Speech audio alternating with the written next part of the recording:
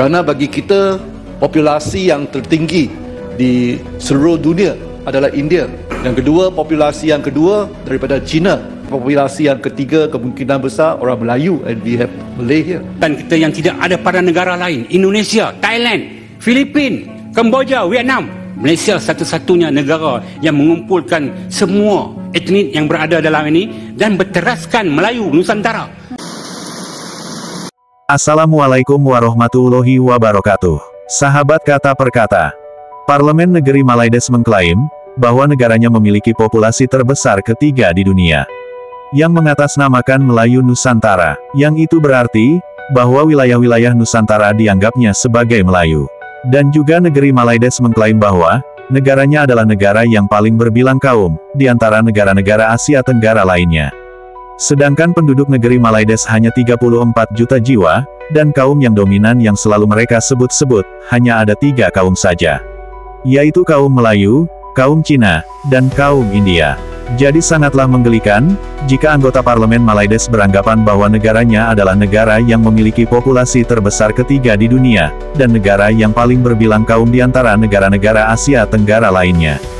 Dari manakah pemikiran itu mereka dapatkan? Mungkin dikarenakan negeri Malaides memiliki kaum Melayu yang menjadi kaum yang mayoritas, dan kata Nusantara di Kamus Bahasa Malaides diartikan sebagai Kepulauan Melayu, dan juga dikarenakan populasi penduduk Indonesia terbesar keempat dunia, dengan jumlah penduduk yang hampir 180 juta jiwa, maka negara Indonesia yang juga dikenal sebagai Nusantara, dianggapnya sebagai Melayu. Namun yang anehnya, Melayu yang dimaksud hanya untuk kepentingan negeri Malaides, agar negeri Malaides tampak terlihat besar, hebat, dan kuat. Dan juga dikarenakan negeri Malaides selalu meributkan masalah perkauman, sehingga mereka menganggap kalau negaranya adalah negara yang paling berbilang kaum, hanya dikarenakan negara-negara lain hampir tak pernah meributkan masalah perkauman. Seperti itulah pemikiran orang-orang negeri Malaides, yang gila akan kemelayuan. Minta pandangan daripada Yang Berhormat Senator. Malaysia memang terdiri daripada berbilang kaum. Ada orang Melayu, orang Cina, orang India. Adakah berbilang kaum itu adalah satu kekuatan atau kelemahan daripada pandangan YB itu, terutamanya dari perspektif ekonomi? Kerana bagi kita, populasi yang tertinggi di seluruh dunia adalah India, and we have India dekat sini. Yang kedua, populasi yang kedua daripada China, and we have Chinese over here. Dan populasi yang ketiga kemungkinan besar orang Melayu, and we have Malay here. So this is a kekuatan or is a kelemahan?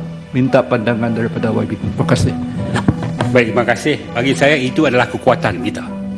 Itu kekuatan kita yang tidak ada pada negara lain. Indonesia, Thailand, Filipina, Kemboja, Vietnam. Malaysia satu-satunya negara yang mengumpulkan semua etnik yang berada dalam ini dan berteraskan Melayu Nusantara. Dan bagaimana untuk mengangkat Melayu, minda Melayu ini, keperluan kita sekarang ni, ahli politik, supaya tidak menyempitkan, menjumutkan pemikiran orang Melayu melihat secara horizon kaum-kaum lain bukan sebagai pencabar, tetapi satu persahabatan setiap kawan yang kita boleh memacu negara kita ke arah satu tahap yang lebih membina dan membanggakan. Sepertinya orang-orang negeri Malaides memang selalu suka mengklaim sesuatu yang tak pernah terjadi pada negaranya. Jika tidak mengklaim, mereka akan merasa bukanlah warga Malaides sejati. Jika Melayu Malaides memiliki populasi terbesar ketiga di dunia, mengapa banyak warga asing yang bekerja di negeri Malaides? Kenapa bukan warga Malaides itu sendiri yang bekerja? Dan jangan kau bawa-bawa nama Melayu dan Nusantara. Karena Melayu bukan hanya ada di negeri Malaides, lagi pula, pusat peradaban Melayu itu ada di negara Indonesia, bukan di negeri Malaides. Dan untuk nama Nusantara, sangatlah tidak pantas untuk dikaitkan pada negeri Malaides. Karena orang-orang Nusantara terdahulu, adalah orang-orang yang memiliki tekad perjuangan, yang berani berperang dan tak takut mati. Jika orang-orang Melayu Malaides, adalah orang-orang yang pengecut. Orang-orang yang takut mati karena berperang. Bahkan negeri Malaides itu sebenarnya adalah negara pengkhianat Nusantara. Karena di saat wilayah-wilayah Nusantara melakukan perlawanan untuk mengusir penjajah dari bumi Nusantara, negeri Malaides malah bersekutu dengan para penjajah. Jadi, negeri Malaides sangat pantas disebut sebagai negara pengkhianat Nusantara. Dan yang pantas menyandang nama Nusantara adalah Indonesia.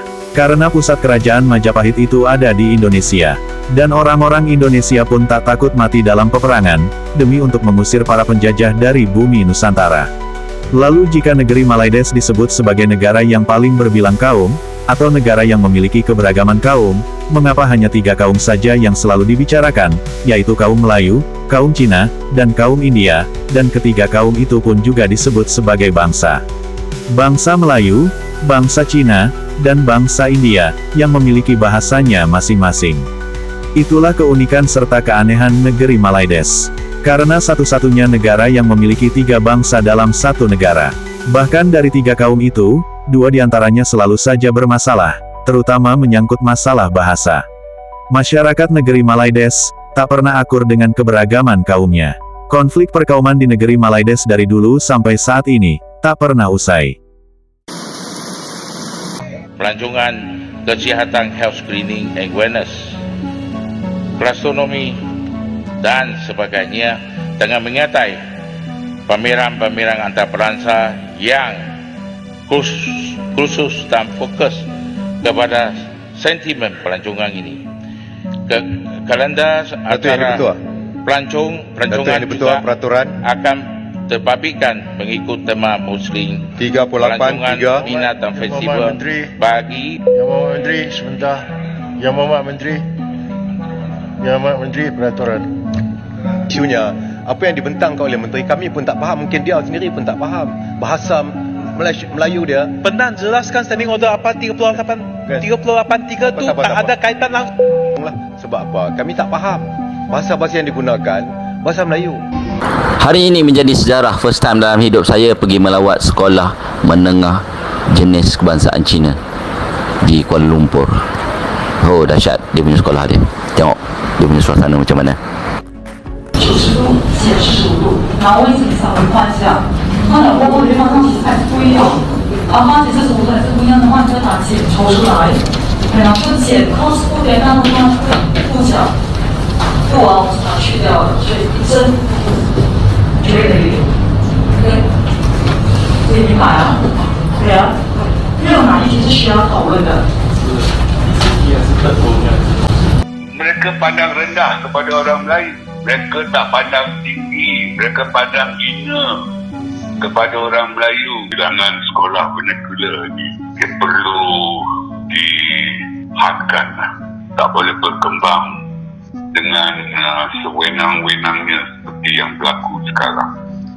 Sebab sekolah vernacular ni adalah aliran sampingan sahaja. Aliran utamanya ialah sekolah kebangsaan. Jadi sebagai aliran sampingan, tak bolehlah sekolah vernacular ni bertambah bilangannya dengan sewenang-wenangnya berkembang.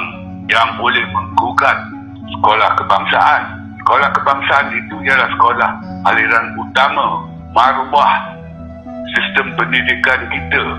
Sekolah vernacular ini boleh dikatakan menghalang perpaduan negara, perpaduan kaum. Sebabnya begini, di sekolah vernacular Cina tu, anak-anak Cina ni yang tak cerdik lah, yang sederhana cerdik, apatah lagi yang lembab itu. Jadi mereka ni walaupun diajar 3 bahasa, bahasa ibunda mereka, bahasa Inggeris, bahasa Melayu sebagai bahasa negara, mereka hanya rata-ratanya menguasai bahasa ibunda saja. Tak sepatutnya berlaku lah.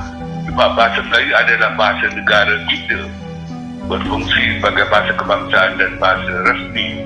Mana mungkin warga negara tak boleh berbahasa negara. Dah 60 tahun kita bentuk Malaysia. Yang lebih penting lagi, apa erti kerakyatan yang dipegang oleh mereka ini yang tak boleh berbahasa Melayu ini. Dan sebab mereka hanya tahu bahasa Cina, mereka nak bergaul tak boleh dengan bangsa-bangsa lain. Sebab nak bergaul dengan bangsa lain mesti nak bercakap dalam bahasa Inggeris atau bahasa Melayu. Jadi mereka bergaul sesama Cina. Jadi masalahnya mereka hidup dalam dunia Cina di Malaysia ini, dan dunia Cina itulah yang menjadi penghalang kepada perpaduan. Hari ini 95% daripada anak Cina pergi ke sekolah vernacular. Hanya 5% saja tak pergi ke sekolah vernacular Cina.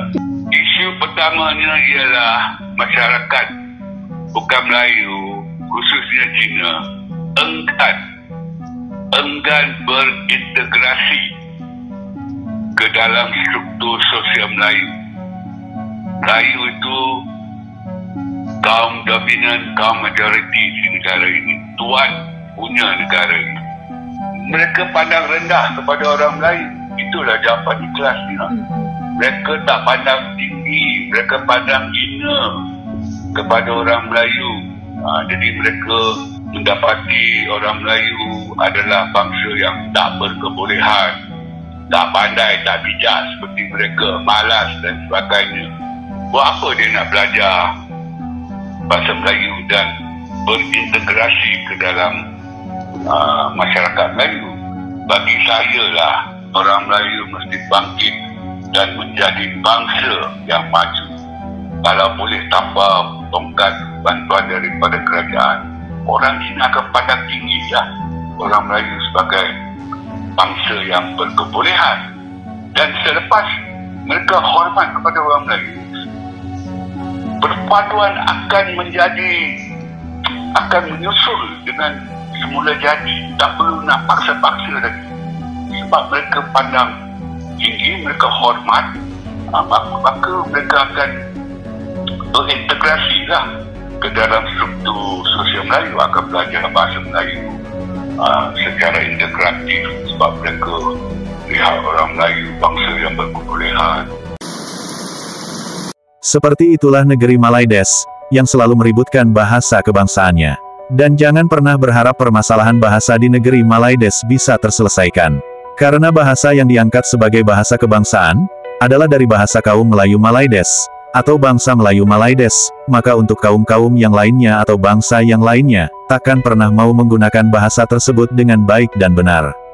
Karena bangsa-bangsa lainnya pun memiliki bahasanya sendiri. Cukup sekian video kali ini.